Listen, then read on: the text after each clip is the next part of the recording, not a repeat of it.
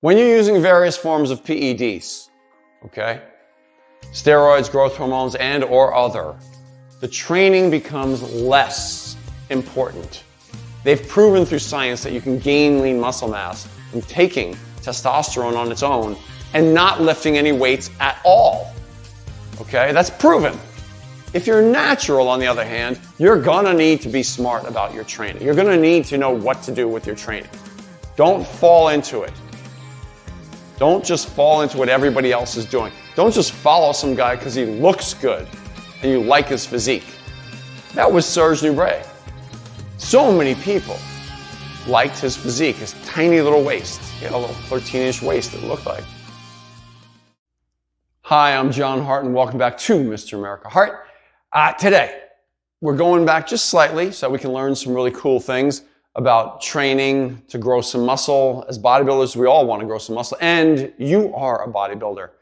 Even if you train in your home gym and you want to add 5 pounds of muscle, it's the same principles that we're looking to apply to get your muscles to grow. So this is a fact, okay? So hang with me on this, especially the principles that focus on the natural bodybuilders, those principles that we have to kind of respect, that we have normal hormone levels, especially if you are of that type and you're training at home as well. So back in the early to mid 90s, I was the general manager of the Gold's Gym in Cypress, California. And at the time, I would train clients there as well. And at the time, I had the benefit of observing a legend in bodybuilding, Serge Nubret, work out there. And he was a regular, and he was well known for training with super, super high volumes of exercises and of sets and reps of exercise. Let's put it that way. I've witnessed him doing bench presses for seemingly an hour and a half, bench presses and calves in one workout for an hour and a half, just bench presses, which was amazing. Set after set after set. And he would do around sets of 12 with about 185 pounds at the time. Now, Serge was getting on in years a little bit at that point. I believe he was in his 60s, in his early 60s, in the early to mid 90s, yes. And at the time, he would still train in a stringer tank top, the same workout outfit he wore when he was working out at his peak. Little tiny shorts and a stringer tank top. And he looked amazing. Number one, he looked amazing for his age, but number two, he looked amazing for anybody, okay? And the thing is he had followers, he had people that would follow his training, he advised the bodybuilders that were there, who were competing on helping them to get ready for shows. And so, I witnessed not just him, but his proteges. And why is this relevant? It's relevant because you guys know I'm a high-intensity guy. I'm a high-intensity guy, and at the same time, in that early to mid-90s, Dorian Yates had just started his massive surge. A pun was intended right there. A massive surge and assault on the Mr. Olympia title where he just reigned dominantly between 1992 and 1997, 6 in a row. And even you can argue 1991, he lost to Lee Haney by like a vote. And Lee Haney retired after that, 8-time Mr. Olympia. But Dorian carried the torch after that and went on for another 6 years straight. And if it weren't for injuries, he probably would have gone on for another few years. So one of the best of all time for sure. And Dorian was well known also for high-intensity training. He was the exact opposite of Serge, we like to say. And what is the relevance of all of this? Well, number one is neither one of them were natural bodybuilders. Let's just get that straight out of the gate, okay? So for anyone who wants to go ahead and compare and go ahead and really say apples to apples, then you can say these two guys, top of their field during their primes, and yeah, they did what was necessary. They took the drugs to win and to do as best as they could in bodybuilding. I don't know, how much at the time Serge was using, but he was, using. It was not natural, okay? Doing massive numbers of sets and reps and hearing the conversations there. If you work in the gym, you hang out in the gym and you're, a trusted ear then yeah, you hear a lot. And so I heard a lot. And I'm not saying any of this to disparage the man, but I do want to point out to you that any claims that are out there right now or in recent history from anybody who says that his training is great for natural bodybuilders is out of their minds with zero to back that. Okay, training where you're holding back, 5 to 10 reps in reserve, and you're doing many sets for hours on end, and then at some point coming in twice a day even. That's what Serge did. And he'd hardly eat during the day too, by the way. We'd see him, eating a little orange when he would take a break after he was done doing, 20 sets of bench presses and, maybe another exercise for another 15 sets or 20 sets. So he was doing 20 to 40 sets for his chest alone. And it would take him a very long time. And, that was his job. Well, I should say that's what he did for work. Anyway, he would train and eat a little orange for energy during the day, but he really wasn't eating food. And then later on in the evenings, he told stories, and his girlfriend certainly told stories about how he would eat. And he was eating a massive amount of food in one meal. It was basically like one meal a day, but it was go on for a couple hours. And he would eat in the nighttime, and he would have high protein as far as protein goes, and then calories as well. He was eating calories. But that's the way Serge did it.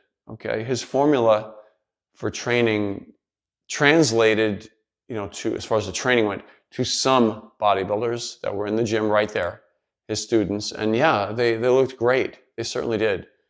Did they do 40 sets of bench press? No. Did they do, 40 sets of chest? No. Did they do high sets? Yeah. Maybe 20, 25 to 30 sets for their chest or for their back, for a major body part, right? And that was pretty much it, though. Their eating was not, they did not follow Serge's, eat one meal in the middle of the night for 2.5 hours, which is basically intermittent fasting, right? They did not do that. So I'm a witness to that and knowing what they did. Were there drugs involved? Yeah. Quite a bit. Yeah. Yeah. And so why am I pointing this out? I'm pointing this out because I did not meet one bodybuilder, male or female, not one person going to that gym that trained with that super high volume, that was making progress, looked great, and was not loaded on drugs. Okay, there it is. And so at the time, I had also the benefit of working out with my partner. I've mentioned my training partner, Steve, the hardest training partner I ever had in the gym. Steve Ballinger in Orange County, local competitor. Steve and myself both had the benefit of witnessing Dorian Yates's rise and the media exposure to, the new exposure to high intensity training, coming from his 6 Mr. Olympia wins, the articles that he wrote, and the videos that he shot. And it was nothing short of staggering, okay? This man took over bodybuilding for 6 years, and he did so with a physique that was way beyond what anybody else had been doing. Now, people claim that he didn't train in high intensity fashion. He didn't do just one set per exercise. Let me break this down for you. I saw myself when I was at Gold's Gym in Venice training, and I saw him training his back. And yes, in fact, he did do 4 or 5 back exercises. That included, by the way, a rear delt exercise. So it wasn't just a pull down, a row. There were 2 rows involved. But then there was a posterior delt exercise, rear delts. There was a lower back deadlift. That's 5 exercises right there. 3 for the lats, 1 for the posterior deltoid, and 1 for the lower back. So before anybody says, oh, he's training just like everybody else, that's not true. And that's number 1. Number 2, his working sets, in fact, were 1 all-out, balls-out set beyond failure, including both forced reps and maybe a negative or 2 at the end of that set. The reality was on certain exercises, he would warm up for 2, maybe 3 warm-up sets on certain exercises. But if he's training like everyone else, then how is he getting in and out of the gym in 40 minutes?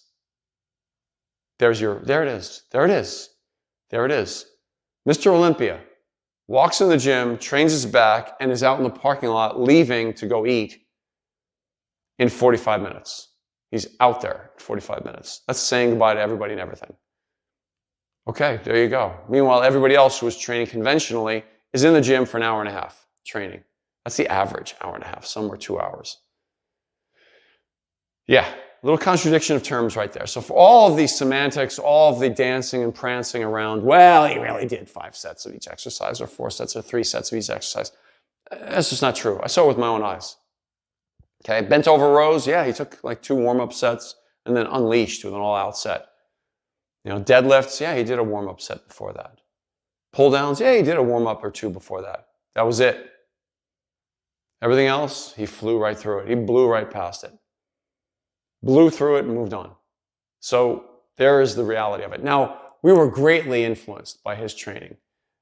My partner Steve and myself, I thank God that I had a training partner who was intelligent and thought for himself and made it easy for me, because at the time, this is interesting, I had started out training in the mid-80s, 1986, 1987, so I guess it's the second half of the 80s.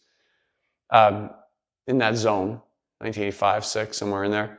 I started training in that time frame, and 1985, 1986, and I started off with Mike Mentzer's heavy-duty training principles. I had his pamphlets. I trained his way.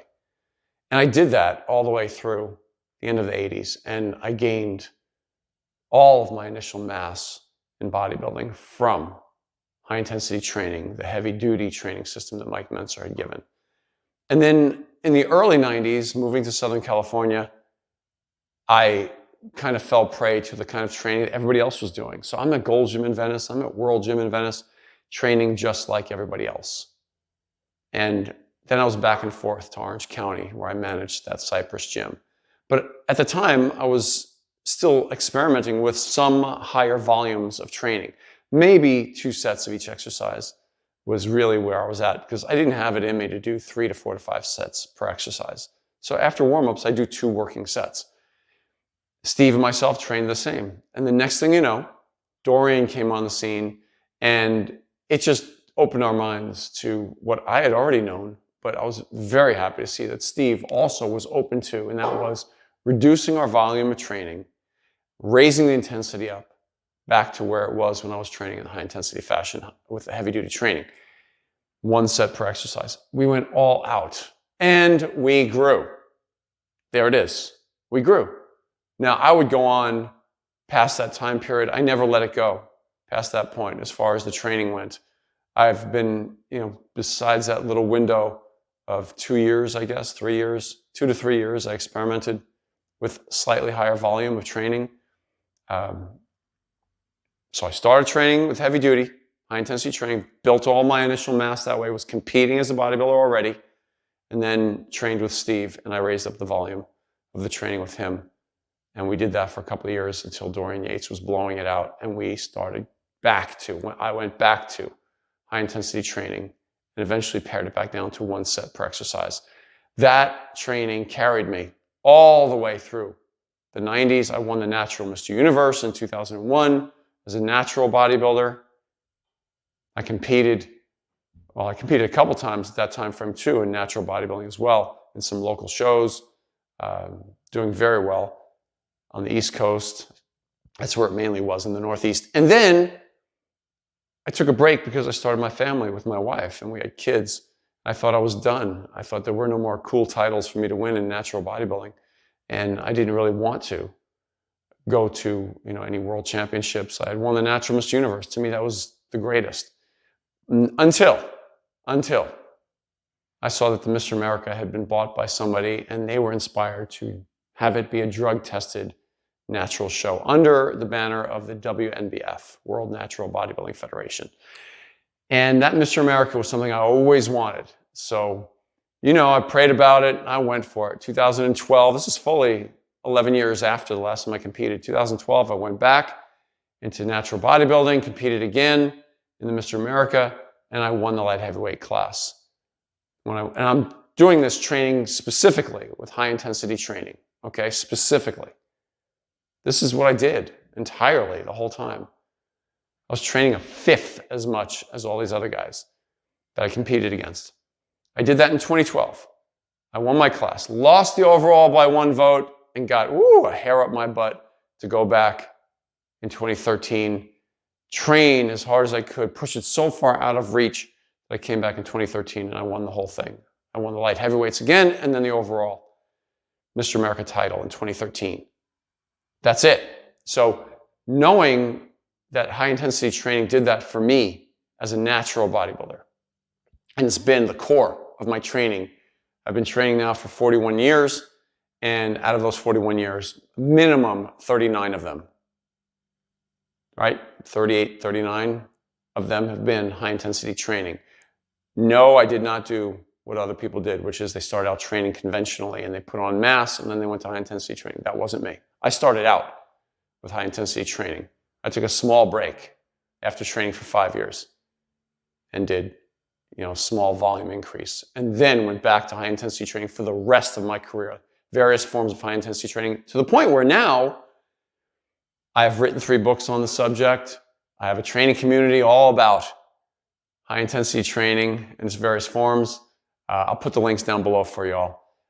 For the books, I've written, Year 1 in the beginning for beginners. I've written Physique 101 for all levels of bodybuilding and just fitness in general. And then I've written Mr. America Shape Up series, which tracked my own training for 1.5 years, going from slightly fat to out of shape, to in shape, I should say.